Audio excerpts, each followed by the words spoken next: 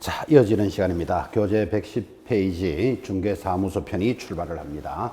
자, 중개사무소가 중요한 단원인데 이 중요한 것을 체크하고 싶어서 지난 시간에 했던 것 다시 체크해 봅니다. 중개업을 하려면 등록을 신청하라 그랬습니다. 신청을 하면 접수하는 곳이 있고 접수가 되면 확인하는 절차를 거쳐서 등록이 되었다. 그를 등록필했다 그렇습니다. 신청한 날로부터 며칠 내로 7일 내로 서면으로 통지를 해줍니다. 그러면 통지가 오면 가서 등록증을 교부받고 이 등록증을 게시하고 그리고 드디어 중개 업무가 개시가 됩니다. 자, 이런 수업이 진행되고 있죠. 자, 이때 여러분들 잘 알다시피 신청을 할 때는 아무나 할 수는 없다. 그죠? 첫째 자격을 취득할 것. 두 번째, 실무 교육을 이수하고, 세 번째, 사무소를 확보하고 신청하라. 이렇게 정리를 했으니까 지금 이제 사무소에 관련된 문제가 출제를 합니다. 자, 이 사무소를 확보하고 와야 되는데 이 중개사무소는 일하는 장소로서 중요한 의미를 가지고 있습니다.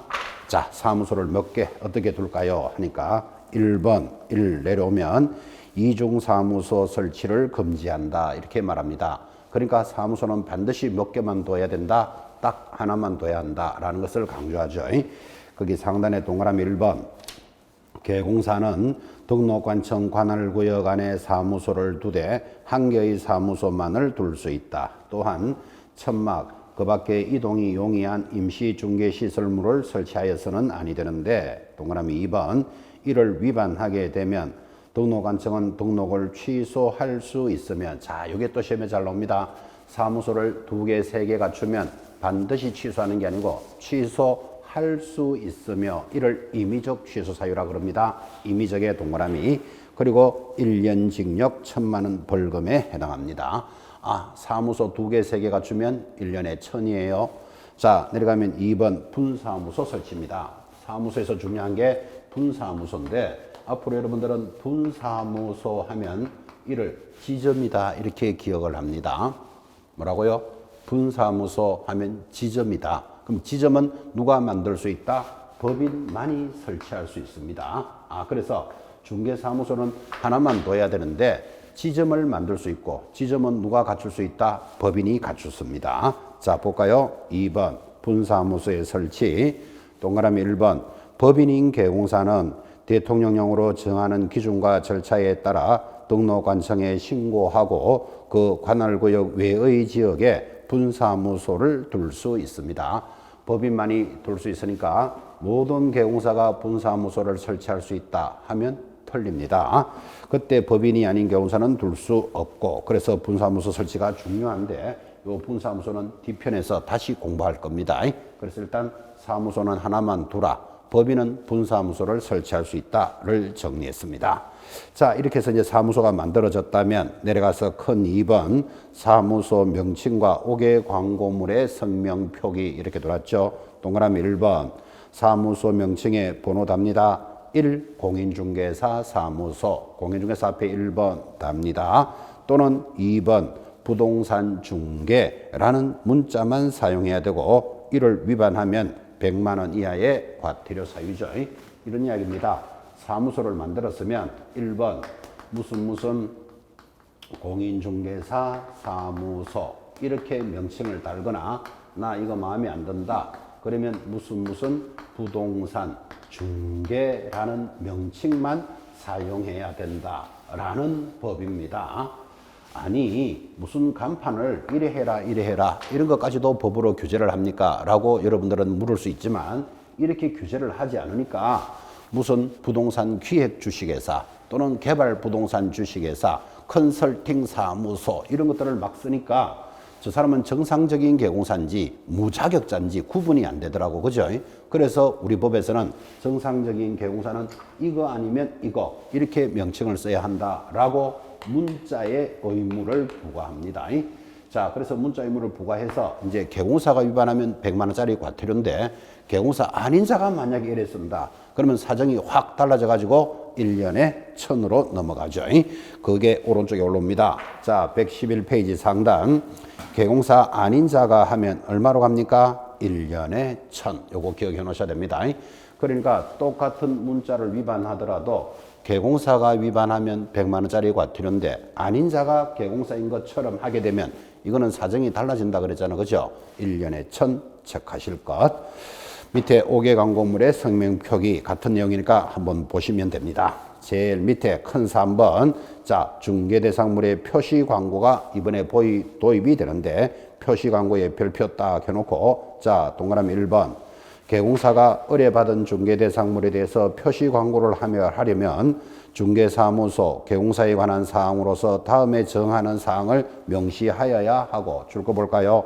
중개보조원에 관한 사항은 명시하여서는 아니 된다. 그래서 광고를 할 때는 뭐가 들어가야 된다고요? 박스, 사무소 명칭 동그라미 해보시기 바랍니다. 소재지 동그라미, 연락처 동그라미, 등록번호 동그라미, 그리고 바로 밑에 니은 개공사 성명 동그라미. 모두 몇 개지요? 5개를 적어놓고 광고하라 그런 뜻이에요. 5개니까 요거 시험 내기도 좋다 그죠?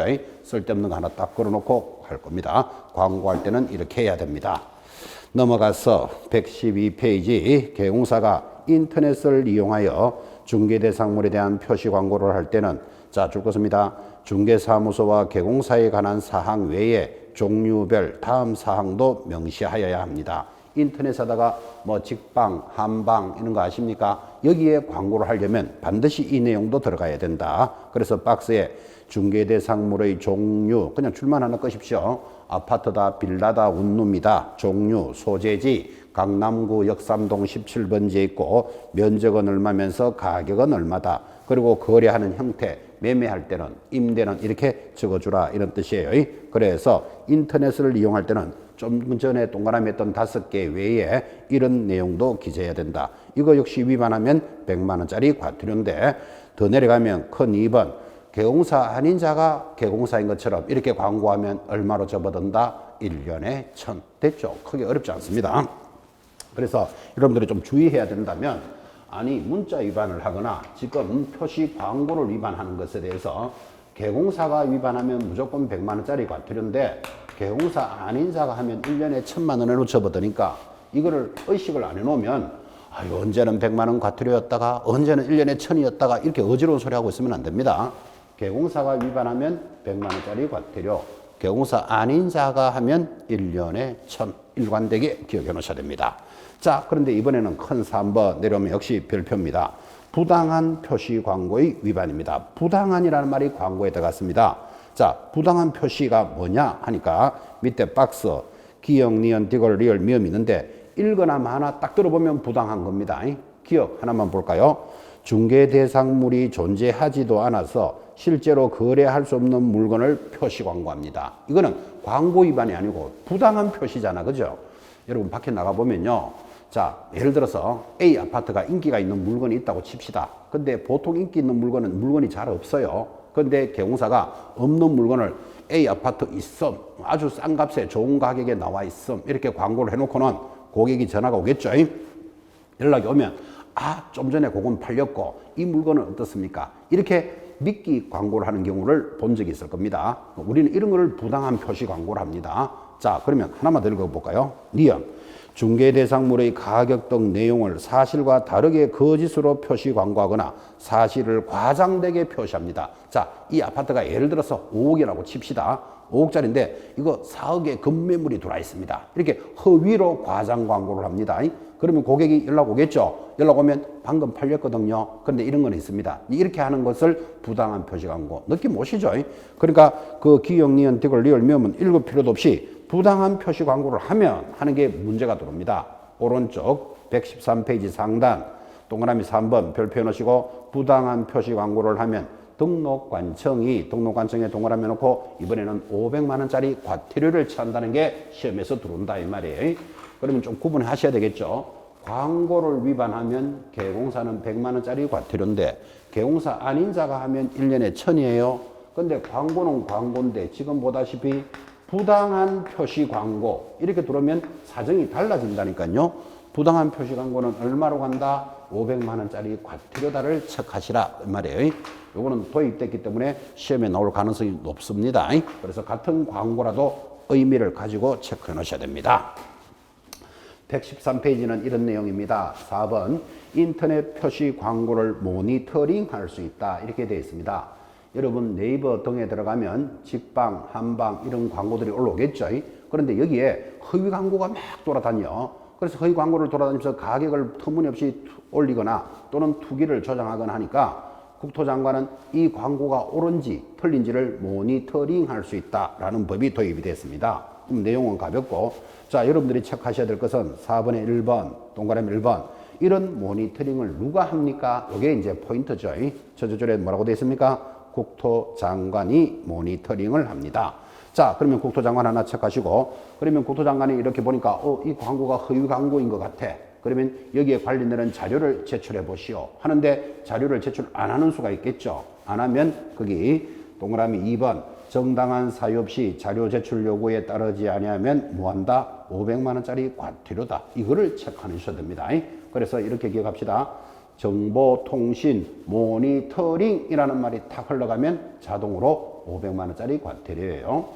여러분 좀 전에도 이야기했지만 뭐는 1년에 1000, 뭐는 3년에 3000, 100만 원짜리 과태료, 뭐 또 500만 원짜리 과태료 이렇게 흘러가니까 아유 좀 뭐 헷갈리지 않나? 절대로 헷갈리지 않습니다. 여기서 문제가 나올 때 점수 따기가 제일 좋다 그랬잖아. 그죠? 그래서 지금 처음 들을 때는 좀 헷갈리겠죠. 그러니까 잊어버려도 좋으니까 이렇게 한다더라라는 말을 자꾸 들어는 놓으셔야 돼. 잊어버리더라도. 이번 1, 2월 수업이 끝나고 나면 이제 3, 4월 마지막 쯤 되면 암기표 이런 게 나갈 겁니다. 그럼 암기표를 딱 던져놓고 이제 3번 보세요, 4번 보세요 하면서 4월 달부터 10월 달까지 여러분들 입에서 저절로 줄줄줄 나오도록 공부합니다. 그래서 벌칙에 관련되는 것이 출제가 될 때 점수 따기가 제일 좋다라고 제가 수험생들한테 많은 평가를 받았던 문제니까 한 번쯤은 이렇게 들어는 주셔야 돼. 그럼 지금 암기표 지금부터 볼까요? 지금 봐봤자 전부 구다는 소리죠. 이인 설설 개개 막 이런 소리 하고 있으면 무슨 말인지도 모릅니다. 그래서 일단 한 번은 들으셔야 돼. 잊어버리더라도 체크해 놓으시기 바랍니다. 자, 모니터링에 관련되는 것. 거기 3번에 2번도 내려오면 얼마짜리? 500만 원짜리 과태료로 되어 있죠. 체크해 놓으시기 바랍니다. 넘어가면 교재 114페이지 인터넷 표시광고 모니터링을 하는 방법 이런 것들이 나타나는데 거기 하나만 체크합시다. 기억에 기본 모니터링 업무를 할 수 있는데 줄 것입니까? 얼마? 분기별로 실시합니다. 그래서 국토장관은 석 달에 한 번씩 모니터링 하는 것을 기본 방법이라 그럽니다.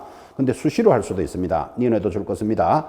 중개대상물의 표시광고를 위반한 사실이 의심이 되면 국토장관은 줄 걸까요? 필요하다고 판단되면 수시로 모니터링 할 수 있습니다. 그거 하나 체크하시고 수시로 기본 모니터링 한다 이렇게 들어가면 틀리잖아요. 기본 모니터링은 분기별로 석 달에 한 번씩 필요하다고 인정되면 수시로 하겠다. 그 정도만 체크해 놓으시기 바랍니다.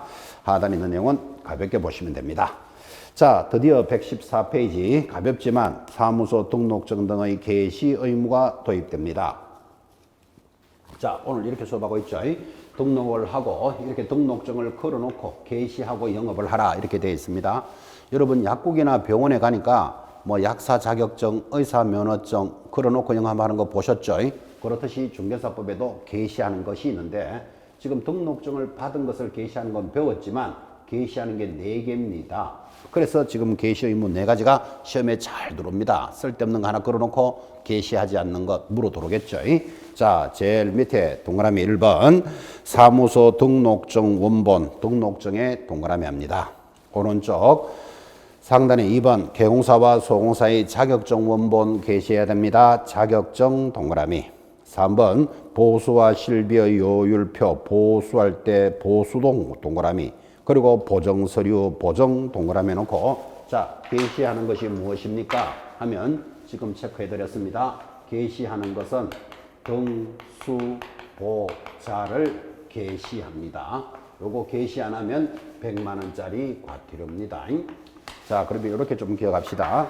여러분들이 나중에 모의고사 등을 치시고 나면 우리 사무소에서 자기 등수를 보자, 등수 보자 하면 개시한다. 이렇게 기억하시면서 등수 보자 4가지 개시해야 되고 위반하면 100만 원짜리 과태료입니다.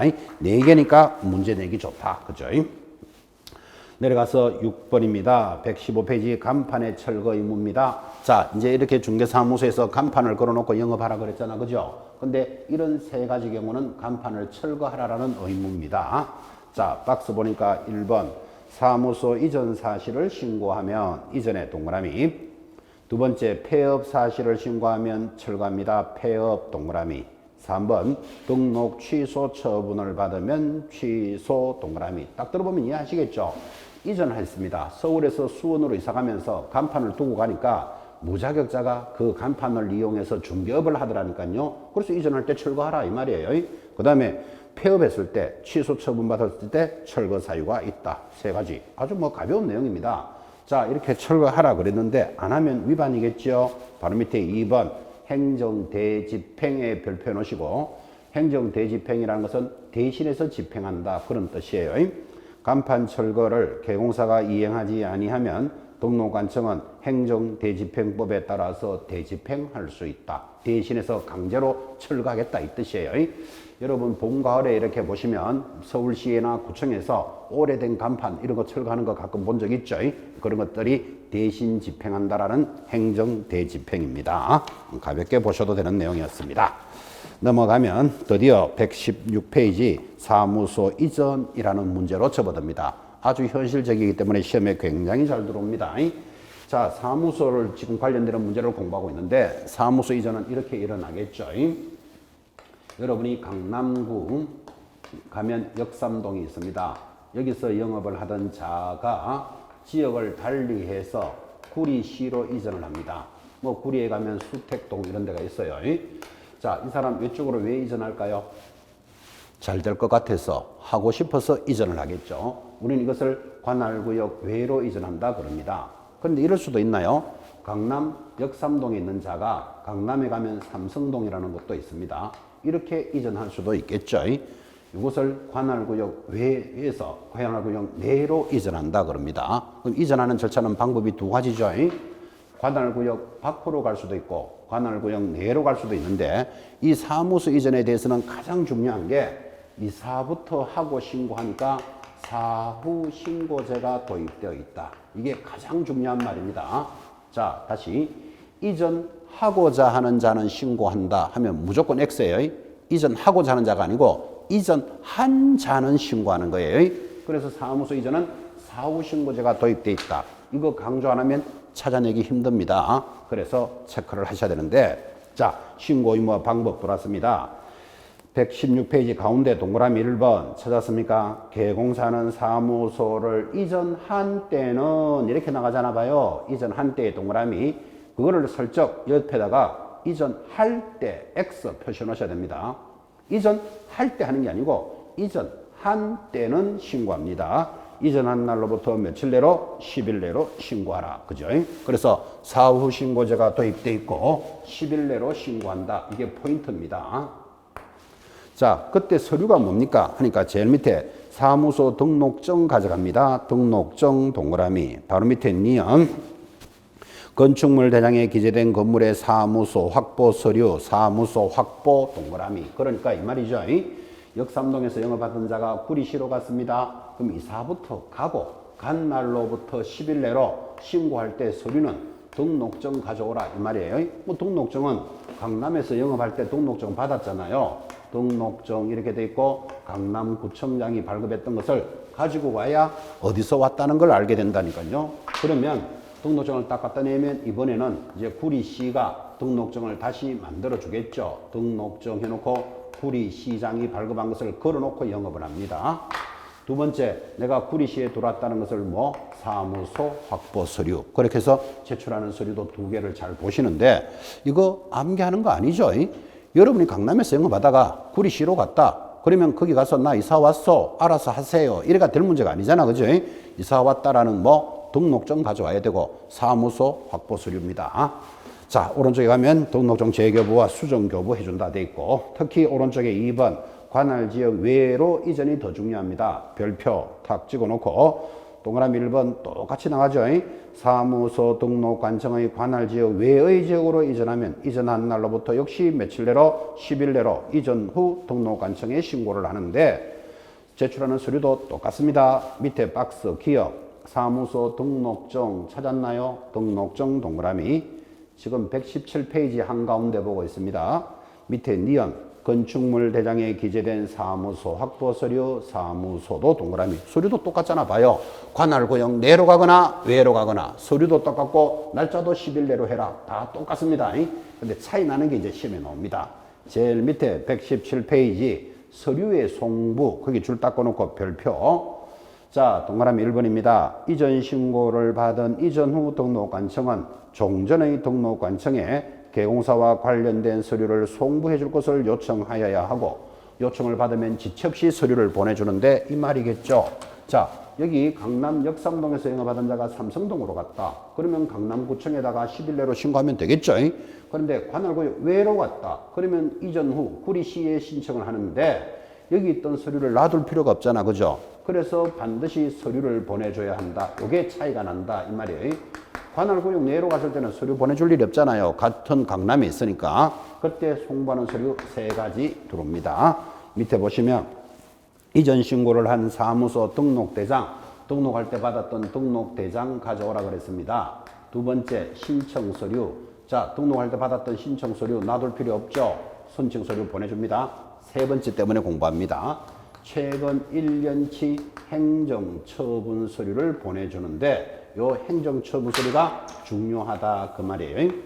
왜 행정처분 서류를 보내줘야 되는지 배경을 설명하면 역삼동에서 영업을 하던 자가 위반을 했어요. 그 위반을 뭐 수수료를 초과해서 받았거나 위반을 하면 처벌을 받겠죠. 근데 요 처벌을 피할 목적으로 다른 데로 이사를 한다니까요. 그러면 여기서 처벌을 하려면 뭐가 돌아야 된다? 그 사람의 1년치 행정처분서류를 보내줘야만 여기서 처벌을 하겠죠. 그래서 요 취지가 중요합니다. 자, 그럼 요 취지를 여러분 잘 익히셨다면 이전 전에 위반한 것에 대해서는 이전 전 등록관청이 처벌한다 하면 X예요. 이전 후 등록관청이 처벌합니다. 뭐 때문에? 1년치 행정처분 서류를 보내주기 때문에. 그죠? 이게 시험에서 포인트예요. 사무소 이전은 요거 하나를 잘 보셔야 됩니다. 그래서 제일 밑에 최근 1년간 할 때 1년에 동그라미 해놓고 요것도 다 알고도 밑에 3년간 하면 틀려요. 그래서 밑에 3년 X 표시하셔야 됩니다. 우리 중개사법에서는 3년이라는 글자가 굉장히 자주 지나갑니다. 그래서 슬쩍 3년이 들어오면 조심하셔야 됩니다. 위반시입니다. 자, 이렇게 하라 그랬는데 위반하면 상단 역시 100만 원짜리 과태료죠. 자, 잊어버리더라도 한 번씩 들어놓습니다. 사무소 이전 신고 위반하면 100만 원짜리 과태료. 좀 전에 했던 거 복습해 볼까요? 정보 모니터링 들어오면 얼마? 500만 원짜리 과태료였습니다. 자, 게시 의무, 등수보자 4가지 게시하는 거 위반하면 100만 원짜리 과태료죠. 표시 광고 위반은 개공사가 위반하면 100만 원짜리, 개공사도 아닌 자가 하면 1년에 1000 이렇게 지금 계속 구분해 나가고 있습니다. 조금 양이 많게 보이죠. 근데 가장 다 가벼운 단원이다 그렇게 이야기를 할 겁니다. 자, 넘어가서 교재 120페이지입니다. 드디어 분사무소 설치가 들어왔고 이 분사무소는 아까 살짝 들으셨죠? 누가 설치할 수 있다? 법인만이 설치할 수 있다. 분사무소를 쉽게 설명하면 뭐라 그랬지요? 지점이다. 이렇게 이해하라 그랬습니다. 그때 1번 분사무소 설치 요건. 분사무소는 주된 사무소가 속한 시군구를 제외하고 제외 동그라미 얼마나 자주 나오는지 포함하여 하면 X예요. 제외하고 시군구별로 설치하되 시군구별로 1개소를 초과할 수는 없다. 2번 그때 분사무소에는 공인중개사를 책임자로 두어야 하는데 다만 다른 법률의 규정에 의해서 중개업을 할 수 있는 법인은 그러하지 아니하다 그랬죠. 그죠? 자, 이 말을 하고 있습니다. 서울특별시 강남에 가면 서울특별시 강남구에 가면 역삼동이 있고 여기에 중개법인이 있습니다. 그래서 이 법인을 우리는 서울중개주식회사다라고 부르겠는데 서울중개주식회사에서 예를 들면 경기도 이천시에 지점을 만듭니다. 우리는 지점을 뭐라 그랬죠? 분사무소다 그랬잖아. 그죠? 그럼 이렇게 분사무소를 몇 개를 만들 수 있느냐 하니까 지금 법조문이 주된 사무소, 본점이 강남에 있다 그랬죠? 주된 사무소가 있는 곳을 제외하고 각 시, 군, 구별로 일개소를 설치할 수 있다. 그랬습니다. 자, 그러면 이 지문을 이해했는지를 정확한 건 아니지만 우리나라의 시, 군, 구가 예를 들어서 100개가 있다고 칩시다. 그러면 이론상으로 분사무소는 몇 개까지 만들 수 있을까요? 시, 군, 구가 100개가 있다면 이론상으로 답은 99개 나와야 됩니다. 한 개는 어디 갔죠? 주된 사무소가 있는 곳은 만들 수 없다 그랬잖아 지금 그죠? 그래서 우리나라의 모든 시군구가 예를 들어서 100개라면 99개라는 개념이 잡히셔야 됩니다. 자, 그러면 제외하고니까 99인데 만약에 주된 사무소를 포함하면 시군구가 100개면 분사무소 100개 만들어야 되잖아 그죠? 그러면 X다 그 뜻이에요. 제외하고 시군구별로 일개소를 만드는데 책임자는, 그럼 책임자라는 말은 우리말로 하면 지점장은 그 말이겠죠. 지점장은 반드시 공인중개사를 책임자로 둡니다. 자, 내려가면 2번. 그러면 이런 설치 신고를 어디 하느냐? 이게 또 중요합니다. 2번에 1번, 동그라미 1번. 분사무소 설치 신고를 하려는 자는 국토교통부령이 정하는 분사무소 설치 신고서에 필요 서류를 첨부하여 가장 시험에 잘 나옵니다. 주된 사무소에 제출합니다. 그래서 앞으로 여러분들은 지점, 분사무소에 관련되는 내용은 전부 본점에서 처리합니다. 주된 사무소에 서류를 제출합니다. 만약에 해운대에 분사무소를 만들거나 이천에 만들거나 어디에 만들더라도 서류는 어디 제출한다? 주된 사무소. 그래서 지점에 관련되는 것은 모두 주된 사무소, 본점에서 처리한다를 기억해 놓으셔야 됩니다. 내려가서 제출하는 서류, 제출하지 않는 서류인데 역시 아까도 잠깐 제출했죠. 제출하지 않는 서류는 편하게 해주는 거니까 기억해야 된다 그랬잖아. 그죠? 자, 제출하지 않는 서류 1번 공인중개사 자격증 사본. 아까 책임자는 공인중개사로 두라 그랬잖아. 그죠? 그럼 자격증 안 가져와도 돼. 왜? 시도지사에게 직접 확인할 테니까 편하게 해주는 거라 그랬죠. 두 번째, 법인 등기부와 건축물 내장 가져갈 필요는 없다 했고. 자, 3번 내려가면 제출하는 서류가 있는데 요 제출하는 서류에서는 그래도 제일 중요한 게 제일 밑에 동그라미 2번 보정 설정 서류입니다. 별표 딱 찍어 놓으셔야 됩니다. 아, 분사무소를 설치할 때는 보정 서류가 들어가야 되는데 거기 갈로 열고 1억 이렇게 적어 놓습니다. 그래서 분사무소는 얼마 가입한다? 1억을 가입하도록 되어 있습니다. 자, 오른쪽에 신고서, 교부, 통보, 협회 통보 참고로 보시면 됩니다. 그게 중요한 내용은 아니죠. 자, 역시 122페이지 가면 분사무소 이전인데, 자, 좀 전에 우리가 사무소 이전에서 중요하게 들었다시피 분사무소도 이전할 수 있는 거잖아요. 그러면 경기도 이천에 지점 분사무소가 있었는데 이 분사무소를 예를 들어서 여주시로 옮기고 싶다. 이거를 분사무소 이전이라 그럽니다. 그럼 분사무소 이전도 마찬가지죠. 이사부터 하고 한 날로부터 10일 내로, 자, 이천에 신고한다, 여주에 한다, 강남에 한다. 전부 강남에 신고합니다. 이게 포인트죠. 그래서 분사무소도 이전부터 하고 한 날로부터 10일 내로 분사무소에 관련되는 것은 모두 어디에 한다? 주된 사무소에 한다. 그게 중요한 거예요. 자, 122페이지 상단에 1번 분사무소 이전입니다.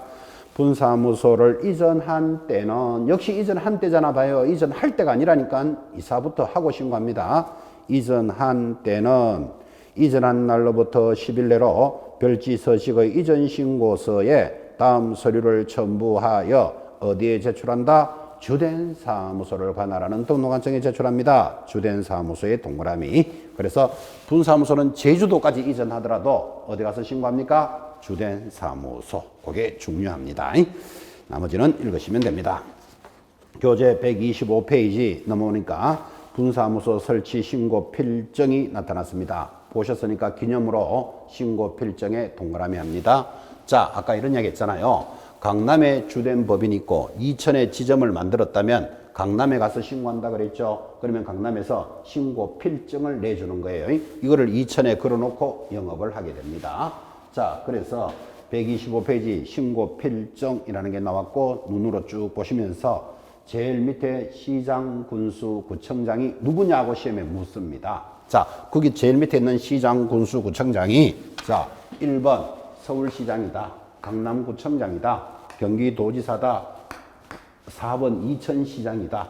만약에 이래 물었다면 답이 몇 번일까요?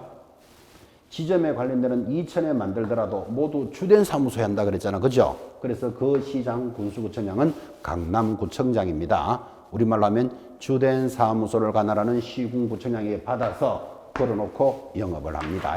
그러니까 교재 제일 밑에 시장 군수구청장 밑에다가 주된 사무소 이렇게 적어 놓으셔야 돼. 본점이 있는 곳에 시장 군수구청장이 지급을 합니다. 넘어갔어. 이제 공동사용이라는 문제가 돌았습니다. 자, 사무소는 반드시 하나만 두고 영업한다 그랬죠. 근데 아주 좋은 위치에 좋은 장소에 사무소가 나왔습니다. 그런데 이게 월세가 한 500만 원 좀 된다. 그럼 좀 부담스럽죠. 그러면 여러 명의 개공사가 같이 사용할 수 있습니다. 같이 사용하면 경비의 부담이 줄어들고 업무도 더 효율적이겠죠. 그래서 우리는 이것을 공동사무소다라고 이야기하니까 가볍게 체크하시면 되고, 거기 제일 밑에 3번 보시면 공동사무소의 제한이라는 게 보이는데 사실은 그 제한이라고 적어놨지만 당연한 겁니다. 1번 줄 것이기 바랍니다. 업무 정지 중에 있는 자는 공동사용을 금지한다. 동의하시겠습니까? 업무 정지 받은 자가 야, 나 저쪽에 가서 친구하고 공동사무소 할 거야. 이거 된다 안 된다? 안 돼. 그리고 내려가면 큰 2번 업무 정지 중에 있는 개공사 사무소 이전해서 하는 것을 공동으로 하는 것을 금지한다. 그럼 한마디로 말하면 1번, 2번의 공통점이 뭐다? 업무 정지 중인 자는 공동사무소 만들 수 없다. 그럼 당연한 거잖아. 사실은 그죠? 가볍게 읽으시면 됩니다.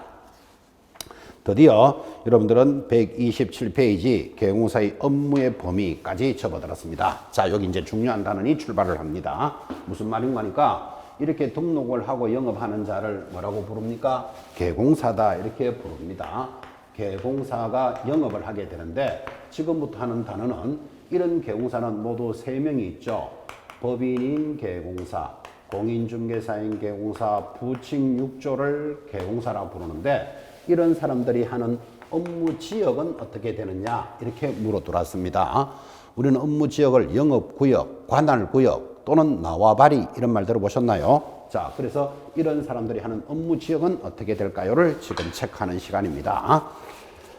교재 127페이지 제일 상단 1번에 1번 밑줄 긋습니다. 법인 및 공인중개사인 개공사는 자, 공인중개사법상 중개업을 할 수 있는 지역 범위에 대한 규정이 없으므로 자, 이제 줄 걸까요?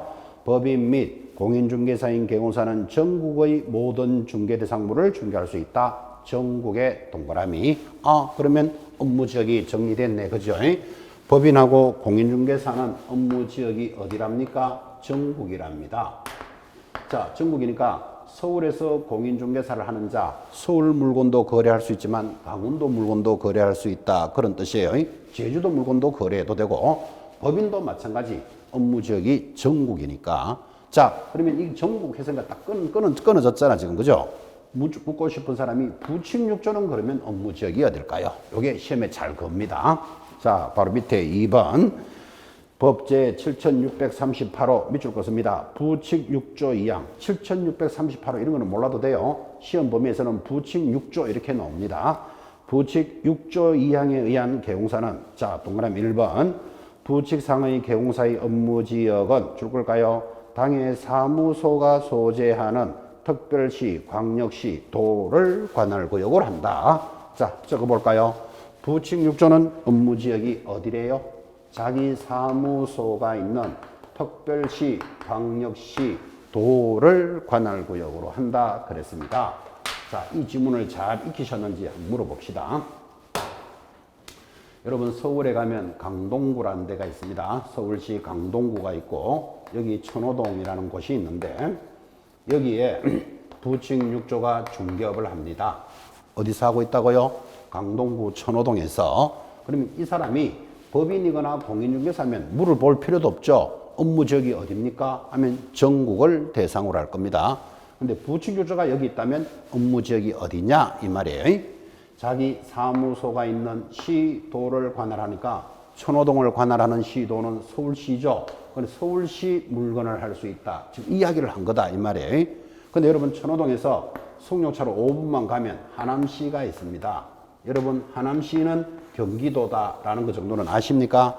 하남에도 아파트도 많고 땅도 많습니다.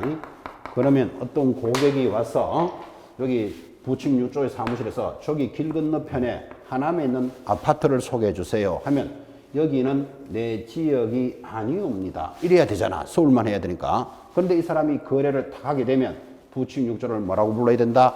지역을 위반했다라고 부르는 거예요. 아, 그래서 독특하게 부칙 6조만이 지역을 위반하니까 지역 위반에 대해서 시험 문제를 잘 겁니다. 그래서 127페이지 가운데 2번 동그라미 4번 보시면서 줄거고 별표죠.